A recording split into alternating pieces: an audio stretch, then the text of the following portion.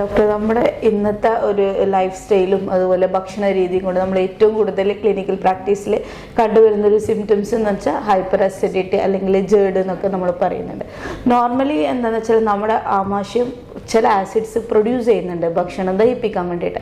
അപ്പോൾ ആ ആസിഡ്സ് തിരിച്ച് ആമാശയത്തിന് ഈസോഫാഗസിലേക്ക് റിട്ടേൺ ചില നമ്മുടെ ആ പോസിറ്റീവ് ഫാക്ടർ കൊണ്ട് റിട്ടേൺ പോകുന്ന ഒരു അവസ്ഥയാണ് ജേർഡ് എന്ന് പറയും. അതായത് ഗ്യാസ്ട്രോ ഈസോഫേജിയൽ റിഫ്ലക്സ് ഡിസീസ് എന്ന് പറയും. അപ്പോൾ നോർമലി നമ്മളിപ്പോൾ ഏറ്റവും കൂടുതൽ ആൾക്കാരിൽ നമ്മളിപ്പോൾ കണ്ടുവരുന്നത് അത് വെച്ചാൽ നോർമൽ നമ്മുടെ എന്താ വെച്ചാൽ നെഞ്ഞിരിച്ചൽ, അതുപോലെ പുളിച്ച് തികട്ടൽ, പിന്നെ തൊണ്ടയിൽ ഇങ്ങനെ ഭക്ഷണം കഴിക്കുമ്പോൾ കുടുങ്ങി കിടക്കുന്ന പോലത്തൊരവസ്ഥ. പിന്നെ പല കേസിലും കുറച്ചും കൂടി ക്രോണിക്കായി വരുന്നവർക്ക് വായിൽ പുണ്ണും കാണാറുണ്ട്. കാരണം ആ റിഫ്ലെക്സ് കാരണം നമ്മളെ വായിലെ അകത്തുണ്ടാകുന്ന മ്യൂക്കോസിൽ ഉണ്ടാകുന്ന ഇറഷൻസ് കൊണ്ട് ബ്ലിസ്റ്റേഴ്സ് പോലെ ഫോം ചെയ്ത് അത് പുണ്ണിൻ്റെ ഫോമായിട്ട് വരും. അപ്പോൾ ഇതൊക്കെയാണ് പൊതുവേ ഉള്ള ജേർഡിന്റെ സിംറ്റംസ് എന്ന് പറയുന്നത്. പൊളിച്ചു തേട്ടല്, ചെസ്റ്റ് ബേൺ, അതുപോലെ എപ്പോഴും ഒരു എന്തെങ്കിലും തൊണ്ടയിൽ ഒരു കുരുങ്ങിയ പോലത്തെ ഒരു ലംബ് എന്തെങ്കിലും ഉണ്ട് പോലത്തെ ഒരു ഇറിറ്റേഷൻസ് ഉണ്ടാവും എല്ലാ സമയത്തും. അതുപോലെ നൈറ്റ് ടൈമിൽ കൂടുതൽ അത് കാരണം കഫ് ഉണ്ടാവും, ഡ്രൈ കഫായിട്ട് കാണപ്പെടുന്നത്. അപ്പൊ ചിലർ നമ്മളടുത്ത് ഇങ്ങനെ കഫിന്റെ രൂപത്തിലായിരിക്കും വരും, എപ്പോഴും തൊണ്ടയിൽ ഒരു കരവർ ഉണ്ടാവും എന്നുള്ള ആ ഒരു സിംറ്റംസ് നമുക്ക് കൂടുതലായിട്ട് കാണാൻ പറ്റും. അപ്പോൾ ഇതിന് പ്രധാന കാരണം എന്ന് പറയുന്നത് പ്രത്യേകിച്ച് UAE യങ്സ്റ്റേഴ്സിലാണ് ഇത് പൊതുവെ കണ്ടുവരാറ്.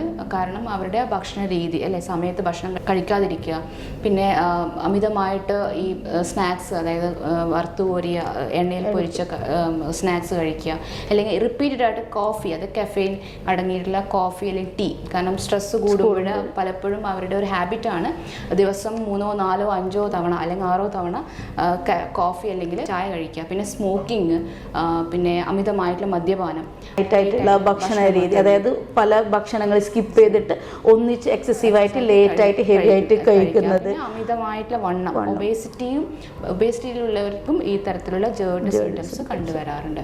അപ്പോൾ ജേർഡിന്റെ ചികിത്സ എന്ന് പറയുന്നത് ട്രീറ്റ്മെന്റ് മാത്രമല്ല, ലൈഫ് സ്റ്റൈൽ മോഡിഫിക്കേഷൻ കൂടിയാണ് ഇതിന്റെ പ്രോട്ടോകോളായിട്ട് വരുന്നത്. പ്രത്യേകിച്ച് ഭക്ഷണത്തിൽ നമ്മൾ പറഞ്ഞിട്ടുണ്ട്, സമയത്ത് ഭക്ഷണം കഴിക്കാതിരിക്കുക അല്ലെ, ഡിലേഡ് ഫുഡ് കഴിക്കുക. അപ്പോൾ അതിന് ഏറ്റവും പ്രധാനപ്പെട്ടെന്ന് പറയുന്നത് സമയത്ത് ഭക്ഷണം കഴിക്കുക. അതിനോടുകൂടെ തന്നെ അമിതമായിട്ട് ഭക്ഷണം കഴിക്കാതെ ചെറിയ അളവിൽ ഇടപെട്ടിട്ട് കഴിക്കുക. അതായത് കൂടുതലായിട്ട് ഒരുമിച്ച് കഴിക്കാതെ കുറച്ച് ക്വാണ്ടിറ്റിയിൽ തന്നെ ഫ്രീക്വൻ്റ് ആയിട്ട് കഴിച്ചുകൊണ്ടിരിക്കുക.